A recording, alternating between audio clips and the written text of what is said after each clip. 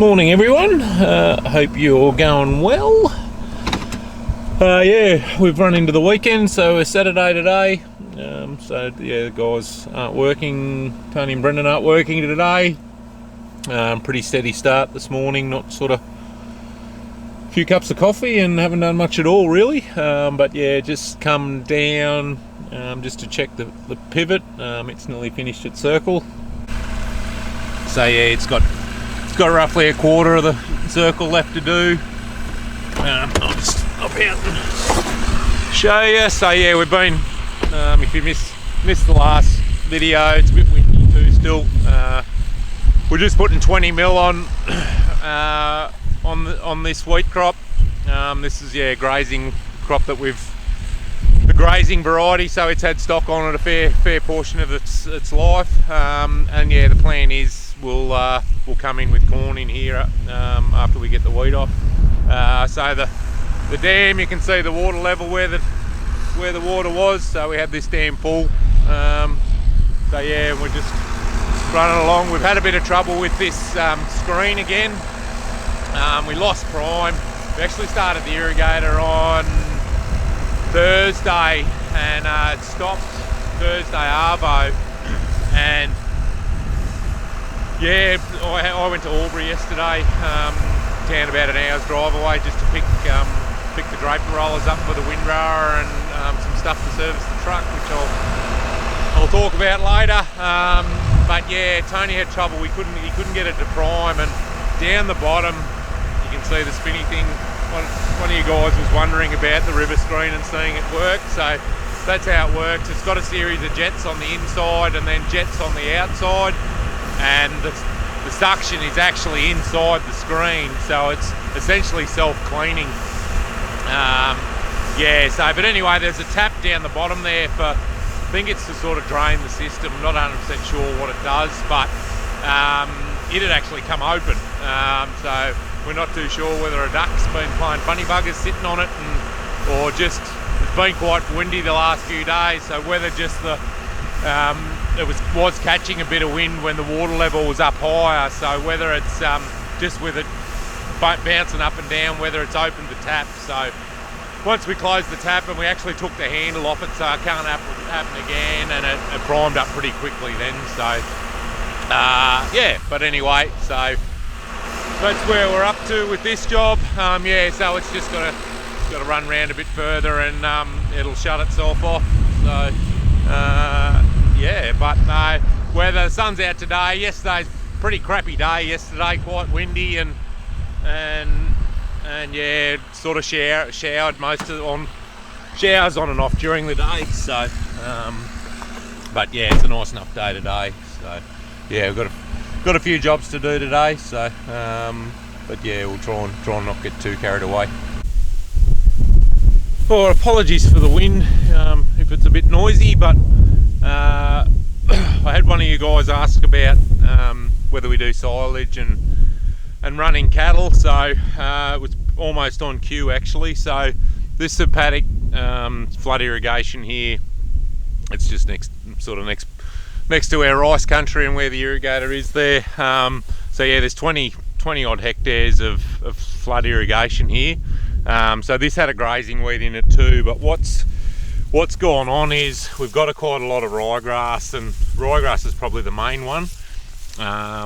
So yeah, what we've actually decided to do is we're gonna silage this paddock, which will start and cut in a couple of days, and then we're actually going to come in and put corn in here as well. And whether we muck around and not put some of the other stuff in, yeah, we'll just make that decision. But this at least this will mean we'll have some in early. So ideally we sort of want to get the corn sown in October if we can, and then when it comes to harvest, we're sort of harvesting it at the hopefully at the start of autumn.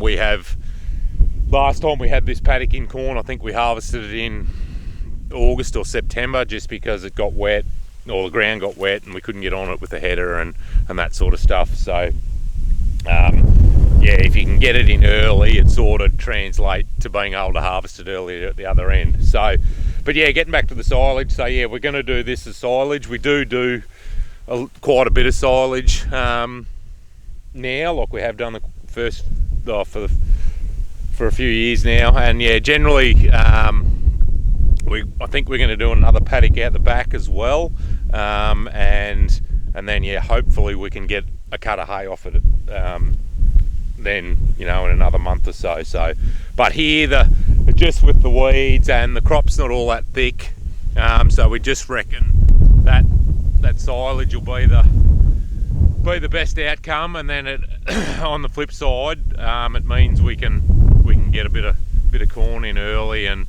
that sort of stuff. So, but what I'm actually going to do, I'm going to put some glyphosate across this now with the boom spray, and that'll and then we give it 2 or 3 days, and then just means it starts the die off process with the crop and with the weeds, because if we it's just a better way to do it, and that's, look, it's quite common practice, and you know, it's all within regulations and that sort of stuff. If people are a bit worried about that, it doesn't carry through to the plant, or like to the silage or anything like that. So but yeah, it just means that once we get the silage off, it just means that the weeds are already starting to die, and it actually helps bring the sugar up in the plant too. So so I'm gonna hit this now with a couple of litres of glyphosate, and then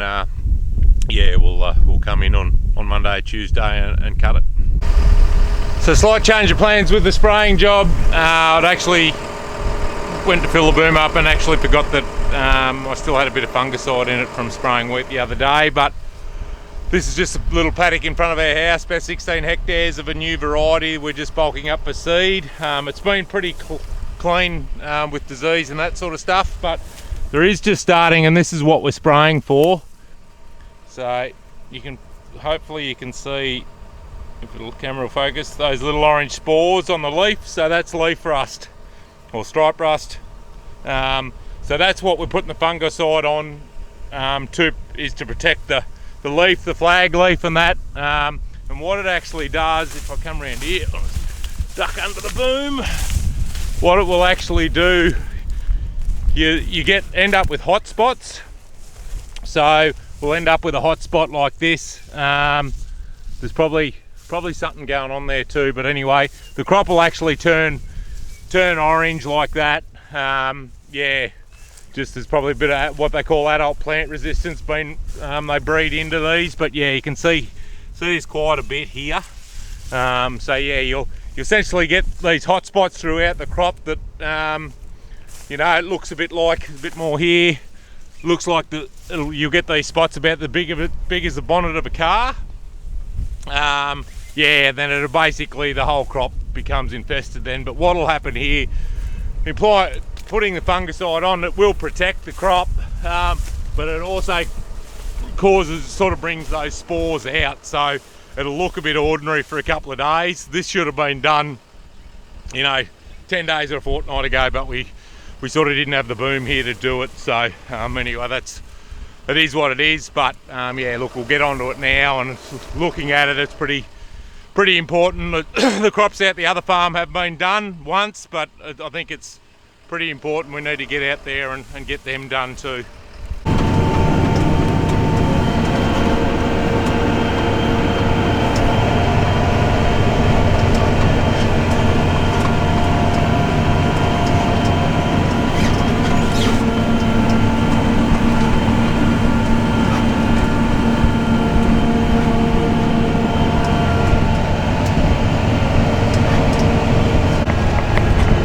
Okay, we've finally got organised here and got spraying this weed out. You can probably a bit hard to see here, but the crop is pretty thin, and it's sort of getting taken over by ryegrass a bit. So yeah, we are. I think we're definitely making the right decision for it.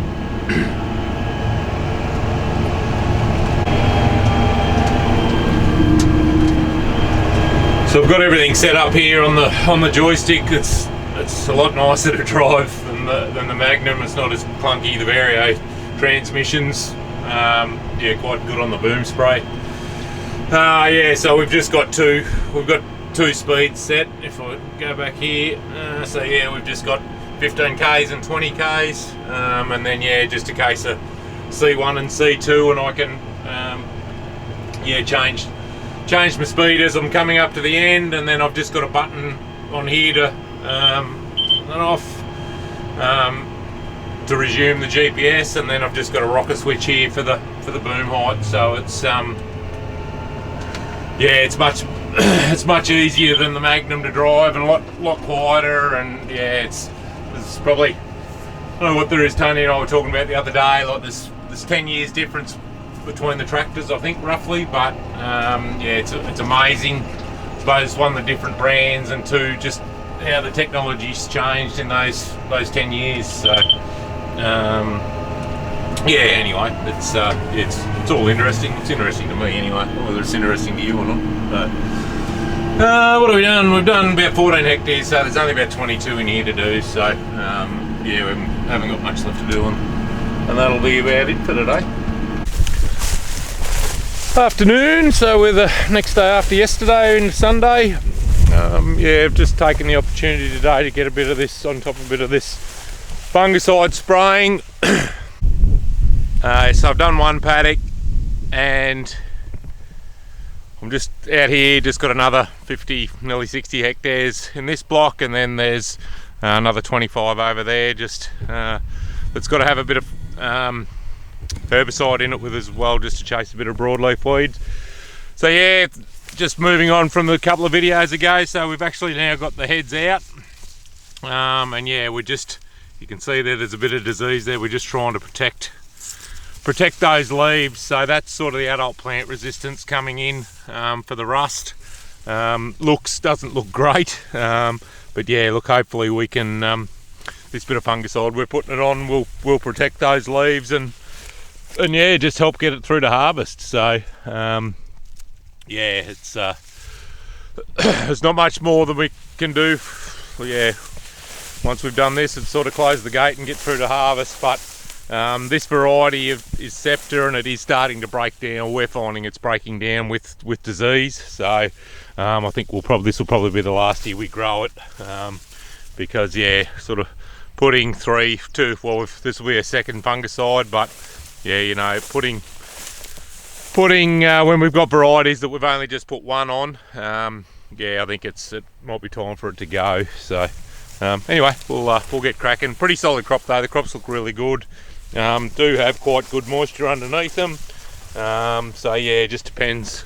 We sort of, once we get this out, we're in the lap of the gods a bit as to what happens.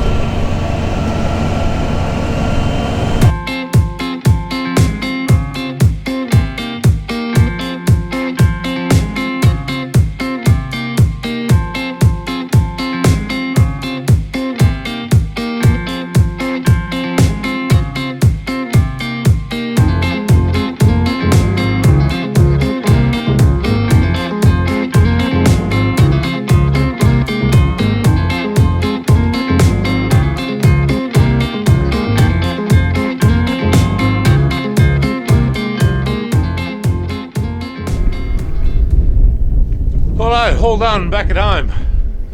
We'll give it a wash tomorrow, and yeah, can go in the shed for a little bit. So hopefully that should be the last of the in-crop spraying now. I think the next time we're in the paddock we'll be in there with a header, which will be good. So yeah, anyway, I'm gonna knock off for the day, and yeah, no doubt I'll probably be talking to you again in 2 or 3 days. So anyway, thanks for watching. We'll catch you on the next one. Ta-da.